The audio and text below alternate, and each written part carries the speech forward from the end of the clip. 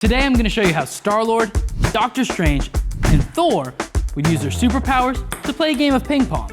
And I'm going to do that with VFX. It all started when I saw this Marvel Rivals clip and thought, hey, Thor's hammer kind of looks like a ping pong paddle. So now I'm going to show you how multiple heroes would use their powers for ping pong. First up, we got Star-Lord. For the shoot, I'm trying to act like I'm flying into the shot. And then I unholster my dual paddles as if they were blasters. I volley multiple ping pong balls all at the same time. And finally, at the end, I reholster my paddles and call it a day. And with everything for this video shot, it's time to jump into After Effects. First up, I gotta roto out this table and myself. Oh, and since the idea was inspired by Marvel Rivals, I figured I should be playing this game of ping pong at the newly announced Krakoa map. And this location seems perfect. But first, I need to get the camera's perspective in F-Spot. Then bringing that to Blender, I'm gonna model the table. And then I'll add some palm trees and other vegetation.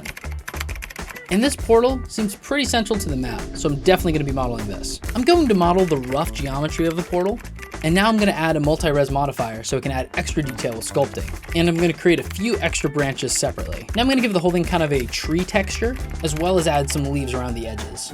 Now I'm going to jump over to Production Crate for this vortex effect, change the hue a little bit, duplicate it, and place it in the scene. Now I'm going to add some rocks and this crystal thingy that kind of looks like Superman's Fortress of Solitude a little bit, I think. Anyway, for the ground, I'm going to add a slightly inset circle, and everything around it will be grass, but in the circle, it'll be concrete. For the grass particles, I'm going to use a weight map to tell Blender where I want the grass to be, and I'll spread it all around until it fills the shot. And now I'm going to tweak the sky and the sun position until the lighting looks just right. And for a little side-by-side, here's the map I'm trying to recreate, and here's my version. I think it's pretty good. Now back in After Effects, I'm going to use Roto Paint to cut the first part of my performance out. And if you recall, it's technically 2 takes that I need to seamlessly blend together. So I'm also going to use Roto Paint for the second part. I'm now going to stack these takes on top of each other and paint out certain parts of my body. And I'm going to do this for the next 8 or so frames. And using a little bit of Puppet Tool as well, here's what I got. I mean, I can't see it, can you? Can you see the scene? I didn't think so. Now the next thing I want to tackle is this holographic trail effect. For this, I have 4 different keyframes that will be part of the effect. Now I'm going to cut myself out and place myself in the scene where I would be. Then using a tint effect, using a tritone effect, I'm able to come up with this stylized blue look. Now I'm going to duplicate that work for the rest of the frames. With that done, I'm going to duplicate these frames and add some fast blur or radial blur to make sure it's clear it's coming from me as the source. Okay, now we have this clip, which kind of works to sweep away the rest of the takes. And do you like where I fake holster my paddles? Once again, I'm going to cut this shot out and put it on top. You may have already pieced this together, but I'm going to have the paddles spinning in my hands both on the way up and down. So I first need to paint out the real paddles in order to do this. And then I'm going to grab a frame where I'm holding the paddle and paint out my hand. I'm going to animate it rotating and moving along in my hand. And you might have noticed it doesn't have much depth, so I'm going to duplicate the paddle, offset it in 3D space, and make it darker. And as you can imagine, I'm just going to duplicate this work for the other paddle. And at this point, I totally forgot we rendered out the background in Blender, so we might as well import it. I'm going to duplicate the layer and then add a find edge and invert it. That way it's highlighting the darker contrasted parts of the image. And I'm going to set this to add, copy that work over to the rest of the frames that need it. And for that final sweeping action, I'm actually going to use Liquify to animate that glowing silhouette up and out with my arm. So this is all pretty cool so far, but not a single ping pong ball has been hit. That's about to change. I'm going to add an instance of Saber and use a mask as the path. Then setting the start and end size and evolution, I'm able to make this really fun stylized trail. Then at the moment of impact, I'm adding a kablamo shaped mask with a bit of glow and blue color to it. Also, I didn't honor the lighting on set with my decisions in Blender by having the sun kind of work as a kick light. So a quick way to resolve that is by using Bevel and Emboss to add a rim light to match the background a little bit better. A little before and after. Using Polycam, I'm able to get this scan of myself, and I'm going to bring it into Blender and put it at the table. Since I'm going to be wearing that Star-Lord helmet, I'm going to go ahead and add some hair on top of my head.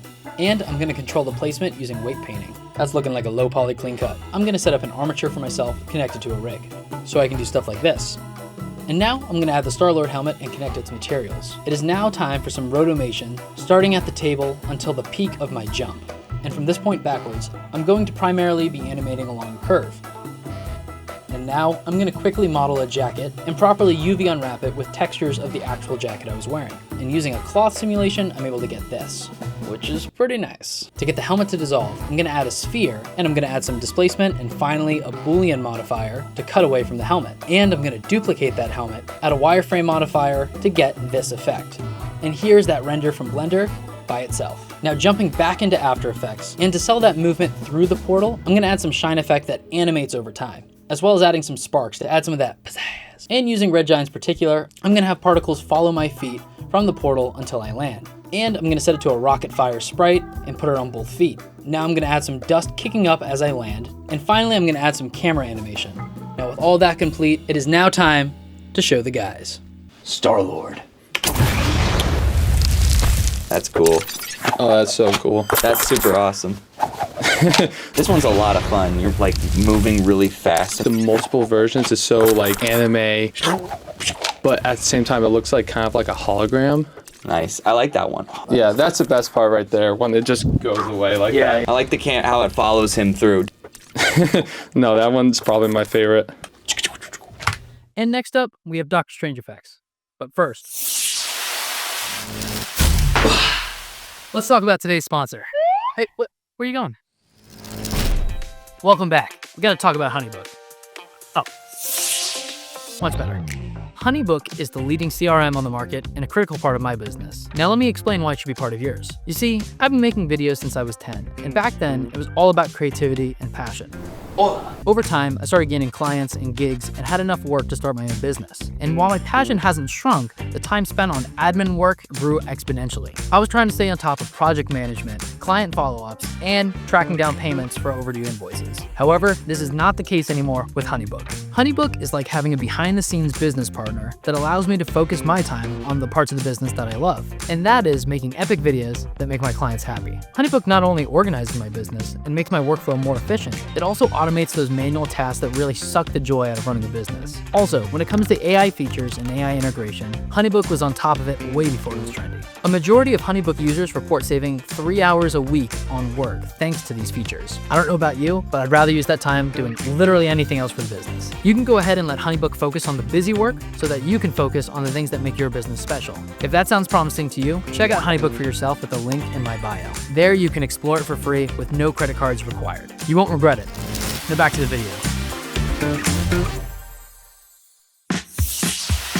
Now for Dr. Strange. So I thought it'd be really fun to have the paddle itself turn into one of his portals. The inspiration was from a previous shot where I was recreating Invisible Woman, where we just used the drill spinning the paddle to create that effect.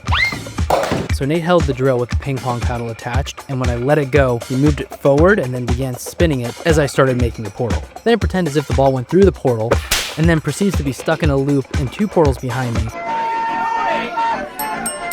until eventually I let it go through a portal once again in the foreground. Then for an added twist, I open up the eye of Agamotto. Wait 1 second, I'll find out. Hey guys, what's the eye of Dr. Strange? I don't know. Agamotto? No. The Eye of Agamotto. I'm gonna start by masking out the paddle, and using composite brush, I'll be able to key out the green. And I'm gonna do the same thing for the take of me. I'm also gonna use a different part of the take for the foreground of the table, where I need to cover the reflections of the drill. Then I duplicated the paddle, turned it upside down, and adding some tint and fast blur, as well as changing the opacity, I was able to make this look like the reflection. Then I added some optical glow from Red Giant for just a little pizzazz. Now I'm gonna grab this take and run over to Blender. And using the same camera from the previous video, I'm gonna recreate the table, which I don't know why I did that, because I already made the table for the previous video. Anyway, I was initially thinking about using a stock asset for the portal. However, I decided to create it myself in Blender, not only for the practice, but also to get the right angle and for it to interact the right way with the table. There's other ways to do this, by the way, but for me, I'm gonna use Blender. Now I'm going to parent the circle to an empty, and using shape keys, I'm gonna set the basis as a circle and the next shape key as the shape of the paddle. Now with these 2 shape keys in place, I'm gonna animate between the ping pong shape and the circle.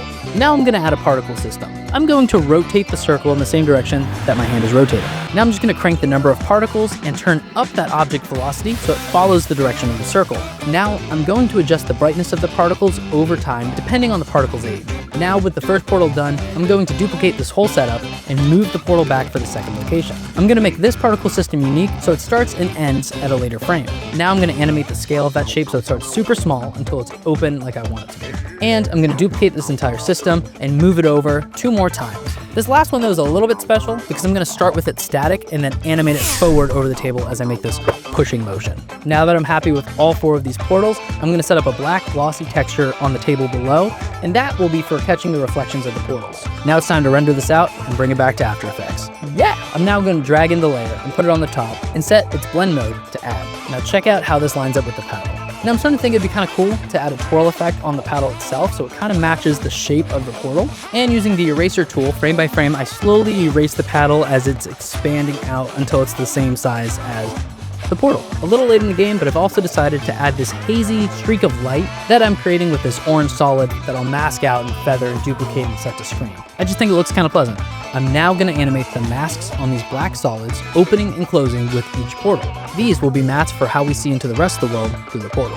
Now, one effect I really want to do with these portals is adding a little bit of distortion behind where the portals are, as if it's ripping through the fabric of space. So to do this, I'm going to use the bulge effect, and I'm going to animate its position, intensity, and its radius around the portal. To enhance the effect just a little bit, I'm gonna add some animated turbulent displacement that'll just kind of give it this nice wobble. And that gives you this look here.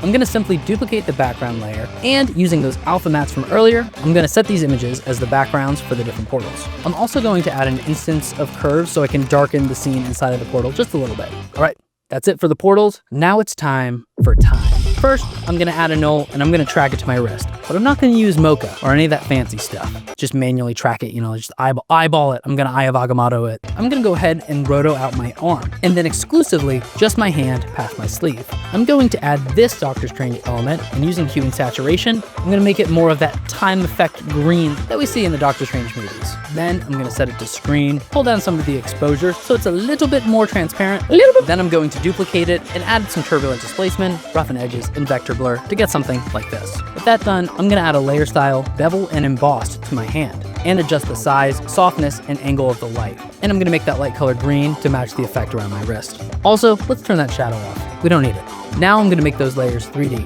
and parent them to that null we created earlier. With that in place, I'm gonna be adding some sparks, and I'm going to adjust the hue one more time to make that same green color. I'm also gonna animate the color and glow intensity of that rotoed arm from earlier, and this kind of just gives it a magical feeling. I'm gonna add some glow and color corrections so I can animate the colors and the intensity of the glow over time so you can really feel that effect build up before.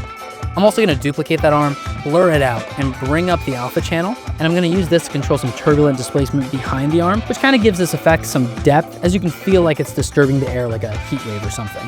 Now with that back arm, I'm going to roto it out and do all the same effects one more time over. Now I'm going to add a mask to an adjustment layer, and using an instance of curves, I'm gonna add a little bit of green brightness to the ground around me when this is in full effect. That way the glow feels like it has some tangibility on the ground. I'm just gonna find a free stock image, cut out the ball, and animate it through my shot. Since it's moving so fast and has so much motion blur, I don't even have to worry about rotating the ball. I'm now gonna hand animate a shadow pass to really give that ball some contact to the table. And that's it. Now I'm going to show the guys, see what they think. This is the Doctor Strange one? Yes. All right, Doctor Strange. Here we go. Oh, whoa. Oh, that's cool. Wait a minute. Wait, there's a lot? With the ping pong paddle, did you make it shiny? Yeah, I added some glow. Oh, he's using the time stone to turn it back. Oh, that's super fun. It's really cool how it turns into the portal at the end. That's really good. Cool. All right. Yeah, that's cool. That just keeps on constantly going through the next portal. Loki, it's time for Thor. Here we go. So, for this video, I am pretending to be calling over my hammer, which I catch at very fast speeds. And I begin to spin it around and shoot lightning out of it, just in time as the ping pong ball comes to my side of the table. So first up, we're gonna need to roto this out. I'm gonna do a garbage mat around my body, and using composite brush, I'm gonna key out the green and add some advanced spill suppressor, giving us this cutout. Nice. So in Blender, I'm gonna create Thor's hammer. But instead of his actual hammer, it's gonna be a ping pong paddle extruded along the Y-axis, changing the textures to look a little bit more hammer-like and adding some detail to the handle to make it look a lot more like Thor's hammer. And here we go. Looks pretty good. Now to add the strap, I'm just gonna extrude the geometry at the bottom and give it a little bit of a twist. I'm now gonna bring in that reference shot of me to get the hammer in the right position. So I'm gonna first animate it flying in towards my hand until I catch it at this frame here, and the handle's a little too short, so I'm gonna go ahead and extend that a bit. Much better.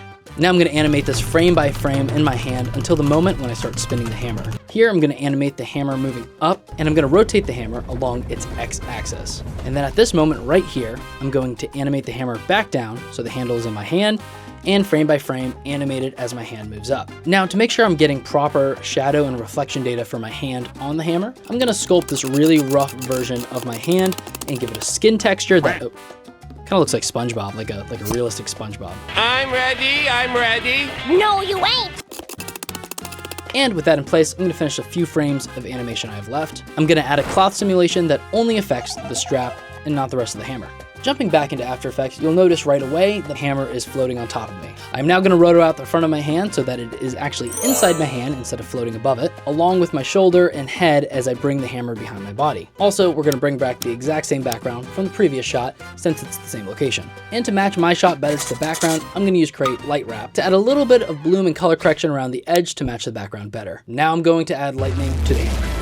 I'm going to go to Production Crate to find some really good looking lightning assets. To make it feel like the lightning is connected to both the hammer and the table, now that top vertice I'm going to connect to a hook.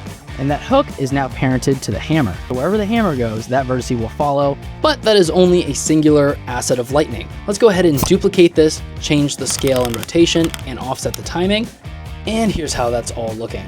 Now I'm going to match the intensity and placement of the 4 lights that were above my head on the green screen, along with this one hard point light that is blue. I'm going to add one more light that will also be blue, and this will animate on and off. Life, death, Patrick! To represent the lightning flickering on and off me. Whammo. And here's how that's all looking. For the moment where the lightning is most intense, I'm going to add an adjustment layer. I'm going to brighten it up, add a little bit more contrast, and make it slightly more blue. This will then animate off over time from the initial moment of impact of raising the hammer until it settles out. This is to represent the exposure of the camera changing a bit, as if the lightning was too bright to catch otherwise. I'm also going to add one more adjustment layer for all the elements in the background to darken them a bit more, since the lighting wouldn't affect the background as much as the foreground. Now I'm going to add one more adjustment layer that will represent the lighting on the ground around me. I'm going to animate a mask that shrinks over time, as if the lighting affects more of the ground and then eventually shrinks closer to the origin of the hammer. With all that in place, it is now time to animate the path of the ping pong ball. We're going to use the exact same ping pong ball image we used for the previous shot, but I will need to just reanimate the timing and the position on the board to make sense for this shot. Change the animation and the colors, and bring down its opacity. This will now be the reflection of the ping pong ball.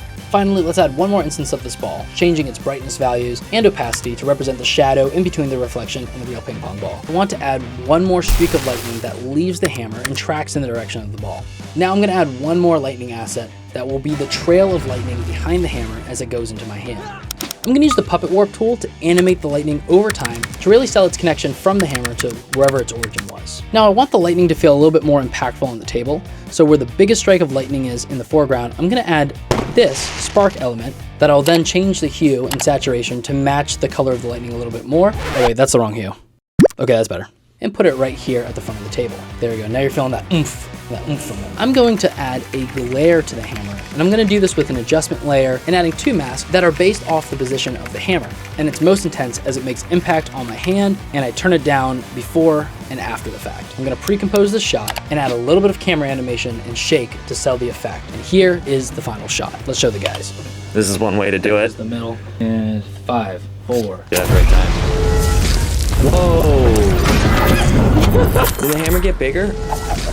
This is how Thor would fight. It's like a giant mailbox That's really cool though. that spin, and then when it freeze frames to realize how thick it is. Oh man, that looks really, Thank you everybody who stuck around to the end. And if you're interested, these were all shots from this short, which is live now. It's pretty cool. Out of these 3 shots, which one was your favorite? And also, which one was your favorite process? I feel like sometimes the most fun I have editing doesn't necessarily equate to the best results, but let me know what you guys think in the comments. And if you want more content like this in the future, make sure you like this video and subscribe to the channel because it helps a lot. Bye. Thanks for watching.